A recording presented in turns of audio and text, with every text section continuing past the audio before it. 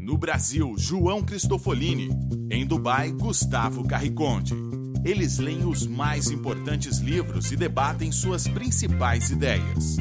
Fique ligado nas dicas dos maiores nomes da literatura de negócios e como você pode aplicá-las na sua vida como empreendedor. Está começando agora mais um episódio do Resumo Cast, livros para empreendedores. Olá, seja bem-vindo a mais um episódio do Resumo Cast. Aqui quem fala é João Cristofolini e estamos começando agora o episódio 91 com mais um livro para empreendedor. No episódio de hoje vamos falar de um livro, de um dos caras que eu mais admiro no empreendedorismo brasileiro da atualidade, considerado um dos jovens mais inovadores do mundo e talvez um dos maiores cases de startup que nós temos no Brasil neste momento. Estou falando do livro Nada Easy, de Tales Gomes. Literalmente um passo a passo de como o Tales conseguiu combinar gestão, inovação, criatividade para levar a empresa dele, a EasyTaxi, para mais de 35 países em apenas 4 anos. Para quem não conhece o Tales Gomes, como eu comentei, ele foi considerado um dos jovens mais inovadores do mundo. Ele fundou a EasyTaxi, aplicativo de táxi, um dos pioneiros no mercado no mundo, que levou aí para mais de 35 países e teve uma das 3 maiores vendas do ecossistema brasileiro de startup. O Tales também hoje se dedica a Singu, que é o maior marketplace de beleza e bem-estar do Brasil. Então, este aqui não é um livro teórico, este aqui é um livro prático, de quem já fez acontecer, de quem já teve resultados concretos e certamente tem muito a nos ensinar sobre os seus erros e acertos durante essa caminhada de tanto sucesso num ecossistema tão difícil como é o brasileiro. Sempre desconfie de fórmulas mágicas, diz ele. Nessas páginas você conhecerá a realidade de quem tenta fazer com que uma startup dê certo no Brasil. E nós sabemos que tirar uma ideia do papel é uma arte. Fazer isso em um cenário hostil como o mercado brasileiro é quase impossível. Escalar o seu negócio, crescer exponencialmente, esse é o sonho de todo empreendedor. Porém, como fazer isso? Aí começam a surgir tantas dúvidas de quem quer começar um negócio. E neste livro, dentre os assuntos abordados, ele fala em como ter uma ideia viável, como transformar a sua ideia em produto, como construir seu time, como se proteger juridicamente, como levantar capital na realidade brasileira, como escalar o seu negócio e qual é a hora de vender a sua empresa. Então fique ligado que está começando agora o episódio 91 com o livro Nada Easy.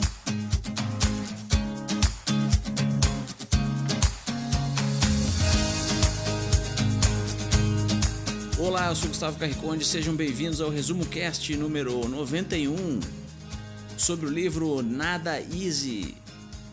Tales Gomes diz que esse livro é um livro de cabeceira para qualquer empreendedor que quer construir um negócio de sucesso e inovar.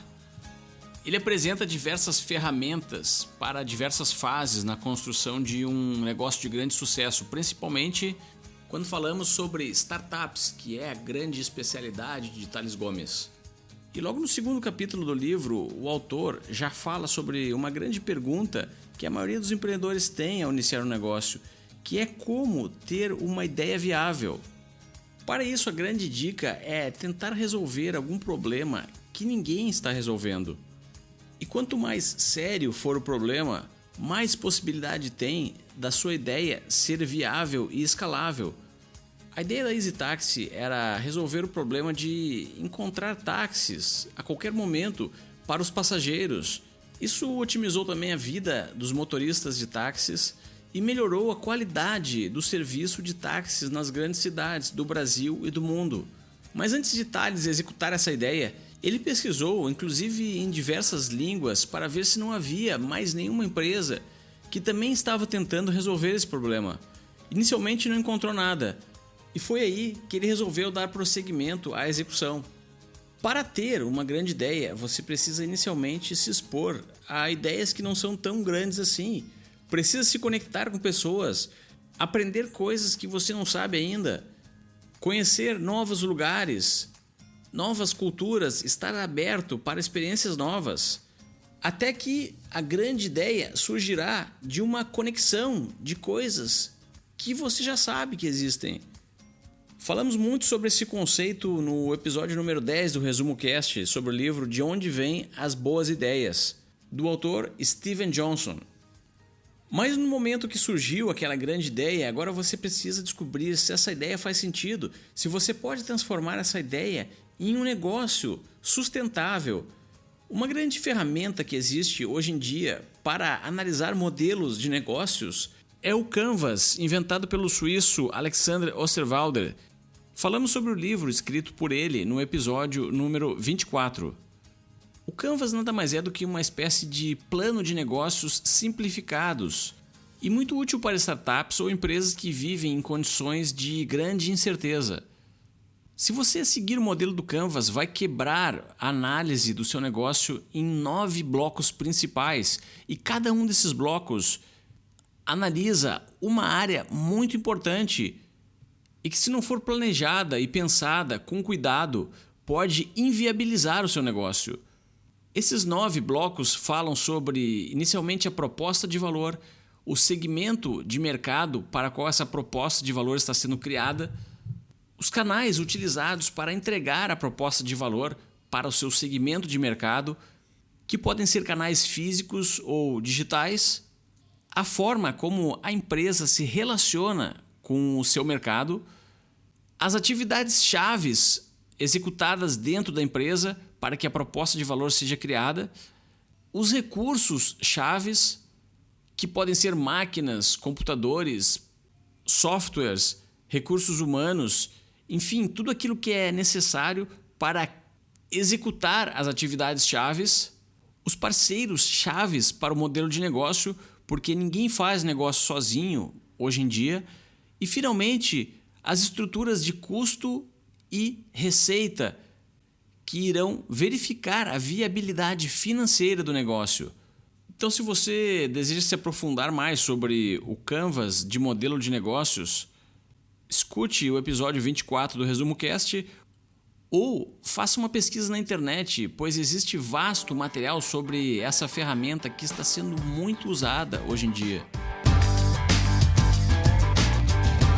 Uma ideia vale 10 centavos a bacia. Essa é a frase que o avô do Tales Gomes disse a ele quando pequeno e que ele comprovou na prática no mundo dos negócios. Uma ideia sozinha não vale nada. Ideia não tem valor nenhum. O que vale no mundo dos negócios é a execução, é sua capacidade de executar uma ideia, a sua capacidade de tirar uma ideia do papel e colocá-la em prática. É isso que tem valor, execução e não ideia. Se é execução e não ideia, então você não pode ter medo de compartilhar suas ideias. As pessoas têm mais o que fazer do que roubar a sua ideia, se esse é o seu medo. Cada um está preocupado com as suas próprias ideias, com seus próprios trabalhos, negócios, com seus próprios objetivos, e não estão preocupados em roubar a sua ideia. A ideia não tem dono, a ideia é do mundo, a ideia é do universo. Ideia nós temos todos os dias. Por isso, quanto mais você falar da sua ideia, mais feedbacks você vai obter e melhor vai ser para o desenvolvimento da sua própria ideia. E foi assim que surgiu a EasyTaxi, 2 princípios básicos de construção de ideias que inclusive nós já falamos aqui em outros episódios, que marcaram a construção e o início da EasyTaxi. O primeiro deles é que uma ideia não nasce pronta. E com a EasyTaxi não foi diferente, ela não nasceu pronta, ela foi transformando-se durante o caminho. Inicialmente a proposta e o objetivo era criar um aplicativo para ajudar a encontrar ônibus, horários dos ônibus. Essa era a ideia original que o Tales teve, e com base nos feedbacks de outras pessoas dentro de um evento inclusive, ele começou a ver e a entender que aquela ideia não fazia tanto sentido para aquele momento, para aquela realidade, que já tinha inclusive outros players grandes no mercado executando essa ideia. Então, a partir daquela ideia original, ele conseguiu mudar a sua ideia. Esse foi o primeiro princípio. E o segundo princípio, então, como que ele mudou essa ideia? Ele passou por um problema na pele. Esse é um outro ponto muito comum da construção de ideias. A maioria dos negócios, a maioria das ideias surgem de problemas que você mesmo está vivendo ou que você mesmo já viveu. E foi assim com o Tales também. Ele passou por uma dificuldade de conseguir chamar um táxi. Em uma noite de chuva, ele tentou chamar um táxi e o táxi não apareceu, simplesmente ele não conseguiu pegar o táxi. Então, aí parecia-se bastante óbvio. Ele tinha uma ideia original, ele teve um problema, então ele conectou a ideia original com o problema que ele estava vivendo naquele momento, e aí daí surgiu então a proposta da Easy Taxi de conseguir encontrar táxis através do aplicativo. Segunda lição que ele dá em relação à ideia: dimensione o seu mercado. Essa é uma outra grande dificuldade que muitas pessoas têm. Depois que elas têm uma ideia inicial, elas às vezes não se dão conta da dimensão do mercado. Qual é o tamanho desse mercado? Há mercado suficiente para mim colocar uma ideia em prática? Muitas vezes o mercado é tão pequeno que não justifica se você criar um negócio para aquele mercado. E o Thales comenta, inclusive, que ele já passou por esse problema, por esse erro. Antes de fundar a Easy Taxi, ele tentou outros negócios que não deram certo, e um dos motivos foi não saber dimensionar o mercado. Ele escolheu um mercado que era muito pequeno, que não se sustentava financeiramente aquela ideia. E depois disso, ele então entrou em 2 mercados, literalmente de bilhões. O mercado de transporte, que movimenta bilhões todos os anos, e hoje, atualmente, o mercado de beleza, que também movimenta bilhões todos os anos. Então, depois que você teve uma ideia inicial, muito cuidado em saber dimensionar o seu mercado, qual o tamanho do seu mercado. Eu só faço uma observação aqui, inclusive recentemente teve alguns artigos e conteúdo sobre isso, que hoje está cada vez mais difícil, inclusive, você conseguir dimensionar o seu mercado quando a sua proposta é criar um novo mercado. Ou seja, como que nós iríamos dimensionar o mercado do Uber? Como que nós iríamos mencionar o mercado do Airbnb se aquele mercado não existia? Se fôssemos dimensionar o mercado do Uber, estaríamos dimensionando apenas o mercado de táxi. Se fôssemos dimensionar o mercado do Airbnb, estaríamos dimensionando apenas o mercado de hotel. E não foi isso que aconteceu porque foi criado um outro mercado. Então, está cada vez mais difícil você dimensionar o mercado. Você tem que entender se você está entrando no mercado que já existe, aí você tem muito mais número, dados e históricos para dimensionar um mercado com base em dados e fatos do passado, ou se você está criando um outro mercado, um novo mercado, aí sim você vai ter que, com um pouco de feeling, com alguns dados, tentar dimensionar um novo mercado que você vai criar. Mas de qualquer forma, vale a atenção no tamanho do mercado que você está pretendendo entrar com a sua ideia. Agora que você já encontrou uma dor, já encontrou um problema para resolver e descobriu que não tem mais ninguém executando a solução da maneira como você executa, já colocou a sua solução no canvas de modelo de negócios e viu que o seu modelo é viável, é hora de partir para a validação. Para isso, as startups utilizam o produto mínimo viável, ou sigla em inglês MVP. Esse produto não precisa ser a versão final do produto, pode ser apenas uma página da internet. Ele serve para responder uma pergunta, e geralmente a pergunta inicial e mais importante é se as pessoas comprariam ou não a sua solução. O autor conta que para criar o produto mínimo viável do Easy Taxi, ele construiu um site muito simples, com apenas um formulário e um botão, onde as pessoas iriam solicitar um táxi, colocar o seu endereço e clicar em um botão que enviava um e-mail para Thales. Ele então colocava o endereço do seu cliente manualmente no Google Maps e começava a ligar para pontos de táxis para descobrir se haviam táxis que poderiam servir aquele passageiro. Mas a grande pergunta que Thales tinha e que esse sistema conseguia responder era se as pessoas iriam ou não pedir um táxi pela internet. O grande poder dos MVPs é que eles conseguem transformar hipóteses em fatos. Durante a fase de planejamento e pesquisa, quando o empreendedor está fazendo seu canvas, pesquisando o tamanho do mercado, as informações que ele tem são apenas hipóteses. Por mais que sejam baseadas em estatísticas e dados do passado, ninguém pode garantir que, na opinião do cliente, o negócio vai dar certo. A validação por MVP vem para resolver esse problema de transformar hipóteses em fatos.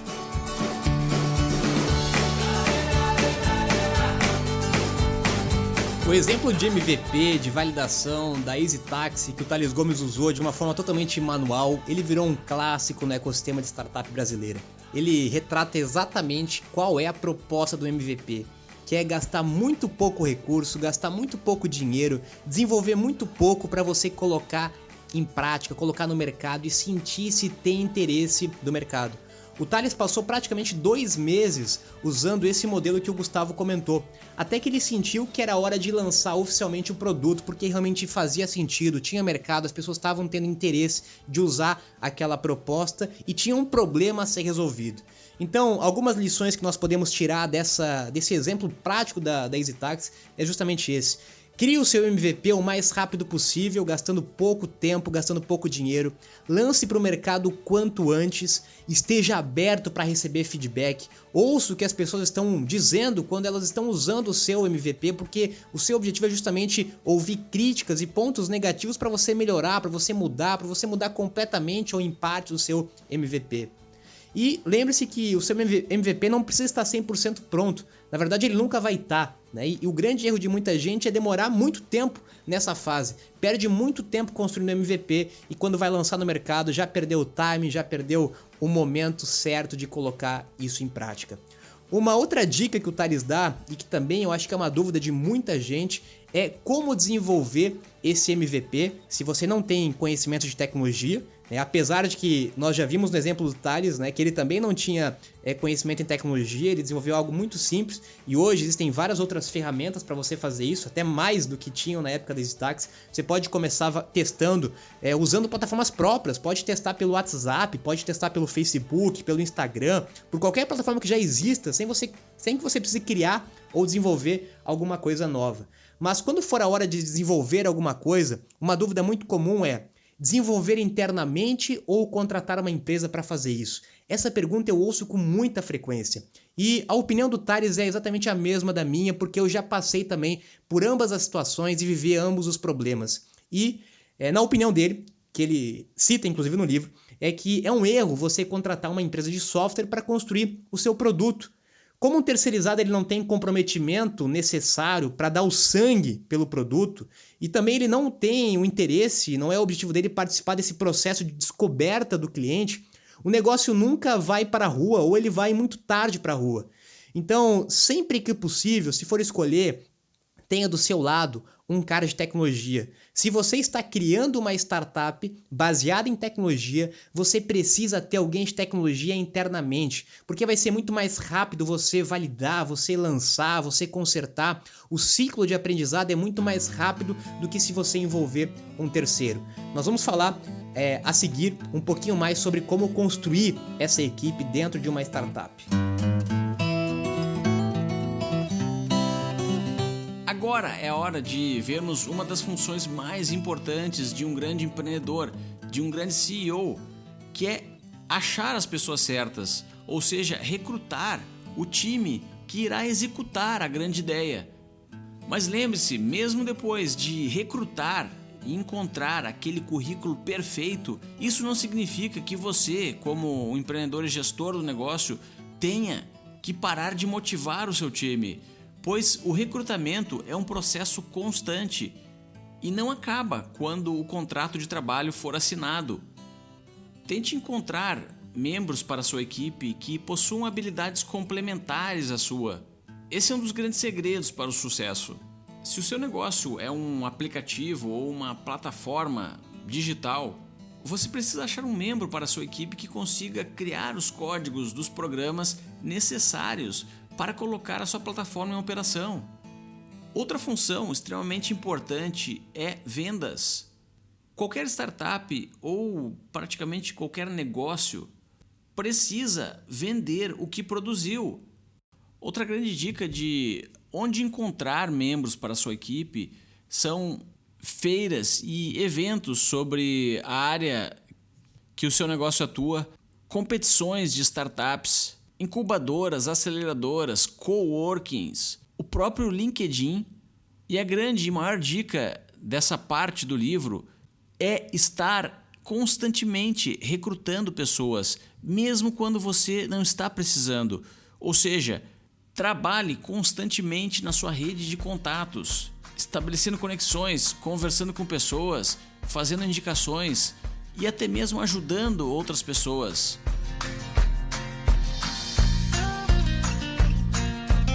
A única vantagem competitiva a longo prazo se chama gente boa. Segundo Tales, um CEO de uma startup tem basicamente 6 funções principais. São elas: recrutar e cuidar de pessoas, levantar capital, estabelecer relacionamento com investidores, desenvolver novos negócios e parcerias, vender e resolver o que é mais crítico para o negócio naquele momento. Ou seja, grande parte do tempo de um CEO de uma startup está relacionado com convívio com pessoas, está junto de pessoas. O Tales diz que ele usa praticamente 50% do tempo dele em contato com outras pessoas, conversando com pessoas, conversando com investidores, conversando com outros possíveis parceiros, conversando com possíveis novos funcionários, sócios, investidores, etc. Ou seja, estar em contato com pessoas é uma grande atividade que um CEO precisa sempre fazer, como o Gustavo comentou. E uma das principais plataformas que ele utiliza para isso é o LinkedIn. Ele usa muito o LinkedIn e você também deve usar o LinkedIn. Se não usa ainda, o LinkedIn é a maior plataforma profissional do mundo, onde você consegue se conectar com qualquer pessoa praticamente que está lá dentro e facilmente você consegue então encontrar pessoas, encontrar possíveis funcionários, clientes, parceiros, até mesmo sócios para o seu negócio. Então, use com melhor proveito o LinkedIn, que é uma ferramenta tão rica de pessoas, já que o negócio é feito de pessoas. E os 3 pilares para montar uma equipe de uma startup que o Tales usa e que nós também já falamos aqui no Resumo Cast são literalmente 3 pessoas, 3 perfis de pessoas complementares. Não podem ser pessoas iguais, não adianta achar outra pessoa igual a você, que faça a mesma coisa que você. Se você é um desenvolvedor, não vai encontrar outro desenvolvedor. Se você é um vendedor, não vai encontrar outro vendedor. Se você é financeiro, não vai encontrar outro financeiro. Você precisa de diversidade. E praticamente são 3 as diversidades principais que uma startup precisa ter. Aliás, nenhuma startup de sucesso ela nasce sozinha. Por um motivo muito simples, é muito difícil construir uma startup, é muito difícil colocar uma startup em pé. Por isso que a probabilidade de alguém fazer isso sozinho é muito pequena. Você precisa de pessoas junto com você, pessoas complementares que vão te ajudar nessa jornada tão difícil que é criar uma startup. Então tenha com você uma pessoa de vendas, uma pessoa que saiba se relacionar, que saiba conversar, vender a sua ideia, seu produto, seu negócio para outras pessoas. Tem uma pessoa de tecnologia, se o seu negócio é de tecnologia, você precisa ter um desenvolvedor internamente. E tem uma pessoa com um perfil um pouco mais organizado, mais burocrático, mais administrativo, mais financeiro. A combinação desses 3 perfis, vendas, desenvolvimento e administração, é a combinação ideal para você começar a sua startup.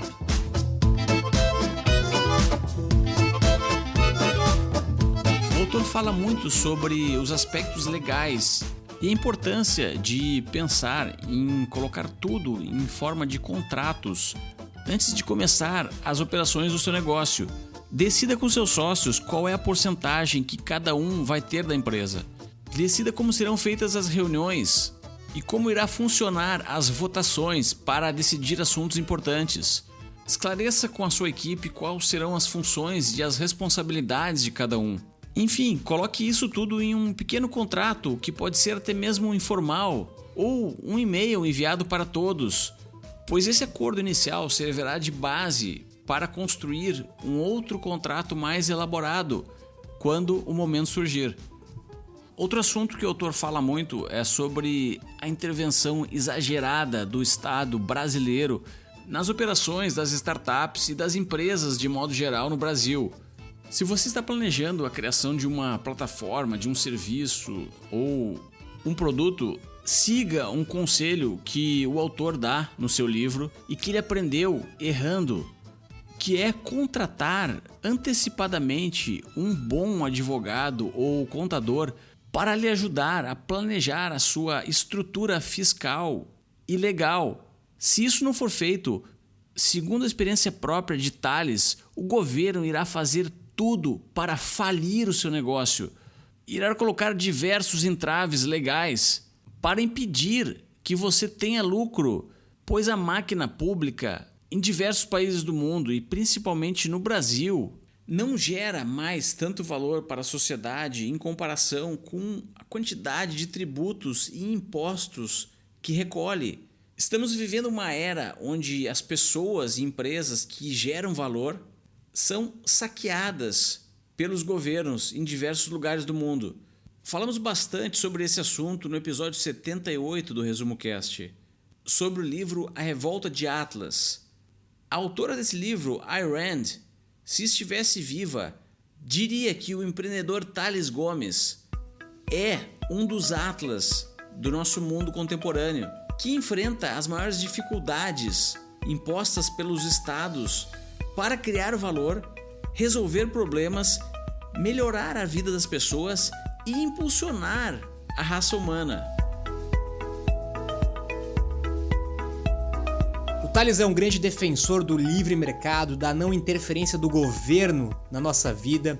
E como ele diz, o Brasil, infelizmente, é um dos países mais difíceis para empreender por vários motivos fiscais, trabalhistas, de corrupção, de burocracia, de incentivo ao empreendedorismo. Por isso que nós precisamos ainda mais de conhecimento, informação, garantias e até dedicação para fazer com que uma empresa dê certo no Brasil. E ter cuidados burocráticos, jurídicos nesse sentido é muito importante. O Tales já enfrentou vários problemas, assim como muitos outros empreendedores. Quem já empreendeu certamente já teve algum tipo de problema nesse sentido. Se tinha problema trabalhista, problema com investidor, algum problema jurídico. Por isso, apesar de a gente ouvir muito isso, né, vale reforçar: tenha cuidado com a questão jurídica, contábil do seu negócio. Esteja sempre bem assessorado de uma contabilidade, de uma empresa jurídica, para você não cometer erros que depois podem prejudicar ou até mesmo matar literalmente o seu negócio por algum erro, por algum descuido que você não teve no início do seu negócio.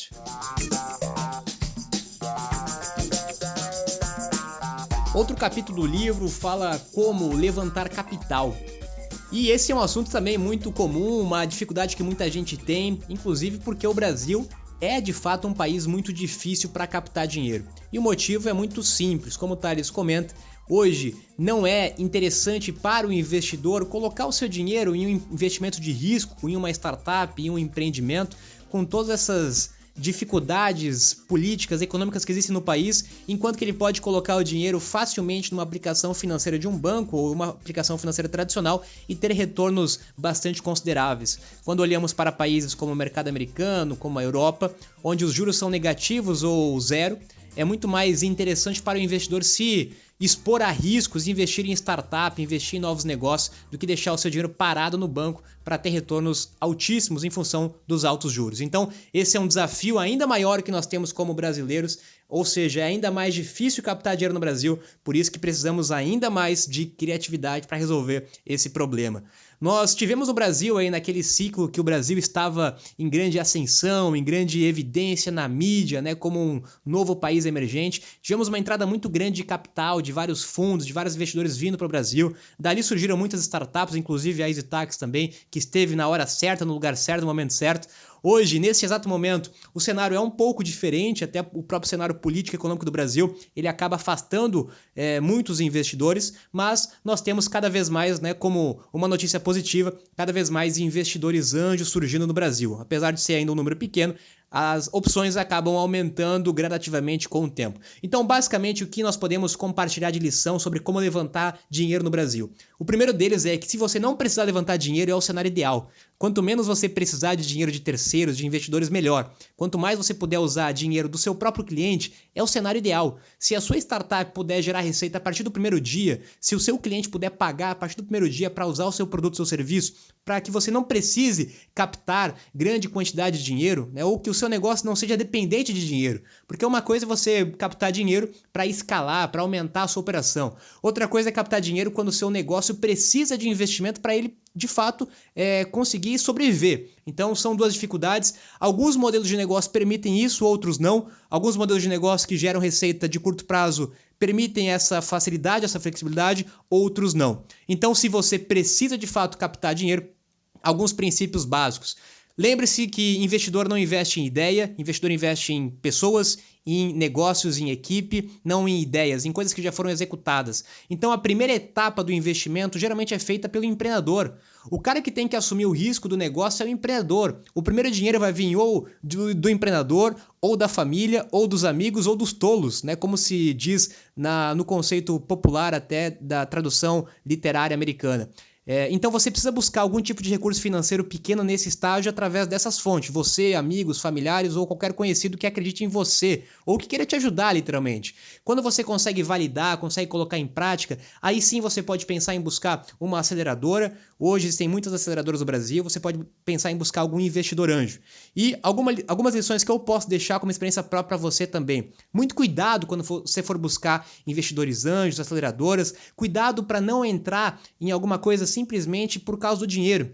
Eu sei que é difícil falar isso quando nós estamos precisando de dinheiro e todo dinheiro é sempre muito bem-vindo, mas a gente depois pode se arrepender em algum momento por ter feito uma escolha não tão certa a longo prazo. Busque investidores que têm relação com o seu negócio. Busque investidores que estão nesse mercado de startup, que investem em empresas do seu segmento, do seu modelo. Não busque um cara que investe em imóveis para investir na sua startup, um cara que investe em outra coisa para investir na sua startup. Tenta buscar alguém que possa agregar valor para o seu negócio, não só com dinheiro, com conhecimento, com relação, com contato, com know-how. O mesmo vale para a aceleradora também. Pesquisa a aceleradora. Hoje tem bastante aceleradora no mercado. Pesquisa o que ela já fez, os cases dela. Pesquise qual que é o fit que ela tem com o seu negócio, com o seu mercado, antes de entrar em qualquer tipo de investimento. Certamente essa primeira etapa é a mais difícil, você dá esse primeiro estágio, esse primeiro passo. Como eu disse, capital próprio de família, investidor anjo, aceleradora. E depois aí vem, talvez até com um pouco mais de abundância, quando o seu negócio já está tracionado, já está validado, já tem clientes, tem mercado, tem gente pagando. Aí vão vir fundos de investimentos, vão vir outras opções de investimento também. Aí uma outra opção, acabei de esquecendo de comentar aqui, nós já falamos em outro episódio, que começa a ganhar cada vez mais força no Brasil também, é o modelo de equity crowdfunding, né? Um modelo onde vários investidores anjos investem um pouco de capital, na verdade qualquer pessoa pode investir pouco capital, 5 mil, 10 mil, dentro de alguma plataforma que faça isso legalmente, isso inclusive hoje já está legalizado pela CVM, isso foi neste ano, em 2017, por isso que vem ganhando bastante tração também. É mais uma opção que você tem também para captar recurso para a sua startup. O Thales também fala sobre como você vai escalar o seu negócio, como você pode aplicar a estratégia de growth hacking para aumentar ainda mais a tração do seu negócio. E um dos principais aprendizados dele sobre isso foi que ele cresceu rápido demais com a EasyTax. E crescer rápido demais pode ser tão ruim quanto não crescer. Crescer rápido demais às vezes perde o controle do negócio, às vezes você acaba sendo diluído demais dentro do negócio. O Thales aí, os seus sócios fundadores acabaram saindo depois do negócio com um percentual pequeno, isso é um grande problema também. Cresceram rápido demais, muitas vezes você corre o risco de perder a cultura da empresa, enfim, vários problemas que você pode ter por crescer rápido demais. Então é um aprendizado que ele teve, que ele está mudando na Singu, com um crescimento mais lento, crescendo gradativamente em algumas cidades, não abrindo para todo mundo ao mesmo tempo, então cuidado com o crescimento. Ele usou algumas estratégias de growth hacking para conseguir criar os primeiros clientes parceiros com o desafio de todo marketplace, que nós já falamos aqui também, o desafio do ovo da galinha, né? O que vem primeiro. No caso dele, ele tinha um grande desafio de ser o primeiro de educar o taxista a usar aplicativo. Como o cara ia usar um aplicativo se ele nem smartphone usava? Então ele precisava primeiro ensinar, educar o cara a usar smartphone. Ele precisou, em alguns casos, financiar o smartphone para o taxista. Ele precisou se envolver dentro desse mundo de taxista. Ele foi jogar futebol em patotas junto com o taxista. Foi conversar com taxistas. Ele teve todo um trabalho de outras estratégias que ele usou para fazer com que o taxista tivesse um smartphone e que deixasse ligado o smartphone. Ele usou alguns artifícios aí, inclusive, para fazer com que o taxista deixasse o aplicativo sempre ligado, senão ele ia perder o celular e outras coisas nesse sentido, para que ele conseguisse ter a primeira tração do negócio dele. E por último, ele fala da hora de saída, o momento de sair da sua startup, que como muitos empreendedores têm esse objetivo de construir uma startup, acumular um grande patrimônio e depois sair. Ele orienta, inclusive, que você não tenha esse objetivo inicial, ninguém começa um negócio já com esse pensamento, mas se você fizer tudo direitinho durante o caminho, você pode ter essa opção de saída num segundo momento dentro da sua startup. E basicamente 2 aspectos pesam nessa decisão, como ele comenta. O primeiro é o aspecto pessoal, quando você entende como empreendedor que você não está mais contribuindo para o negócio. No caso dele, a empresa cresceu tão rápido e de uma forma tão forte que ele acabou se sentindo mais perdido dentro do negócio porque não era a função dele gerenciar a empresa, ele queria construir a empresa. Então, depois de 4 anos de operação, ele acabou não se sentindo mais bem pessoalmente, sentindo que ele já tinha feito a parte dele e que ele deveria ir para outros desafios. Esse foi um primeiro ponto que pesa muito na hora da saída, na decisão da saída. E outro peso, logicamente, que é o peso financeiro. Quando você tem uma boa proposta financeira ou quando você está muito diluído no seu negócio, em função de várias rodadas de investimento, você acaba, inclusive, até perdendo motivação de estar dentro do negócio. Então, é uma combinação de aspectos pessoais com aspectos financeiros para você ter uma saída. E no caso da EasyTax, ela foi aí uma das 3 maiores vendas no mercado de startup brasileiro. Se você gostou do episódio de hoje, compartilhe com outros empreendedores que possam se beneficiar do valor que a gente gera aqui, debatendo esses livros importantes para o mundo dos negócios. E deixe também um review para o Resumo Cast lá no iTunes ou no aplicativo que você utiliza para escutar os episódios do Resumo Cast. Lembrando que os podcasts podem ser escutados sem conexão com a internet. E se você acessar o nosso site, lá temos o link para sincronizar automaticamente todos os episódios do Resumo Cast toda segunda-feira, que é o dia que publicamos o novo episódio. O endereço do site é resumocast.com.br. Agora eu me despeço aqui de Dubai, tenham todos uma boa semana e até o próximo episódio.